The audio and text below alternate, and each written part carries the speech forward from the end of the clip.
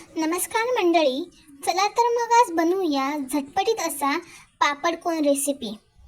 तर इथे मी पापड भाजून घेतले व त्याचे अशा प्रकारे कोन करून घेतलेले आहेत। नंतर कांदा, टोमॅटो, हिरवी मिरची, मीठ, हळद, लाल तिखट असं सर्व मिक्स करून घेतलं। त्यात वरून लिंबू पिळलं, शेवचिवडा घातला व कोथिंबीर घालून ते सर्व मिश्रण एकजीव करून घेतलं। नंतर तयार केलेल्या कोनमध्ये अशा प्रकारे ते मिश्रण भरून घेतलं आणि वरून शेव टाकला आणि केचप टाकून घेतलेला आहे। अशा प्रकारे आपले कोन तयार आहेत।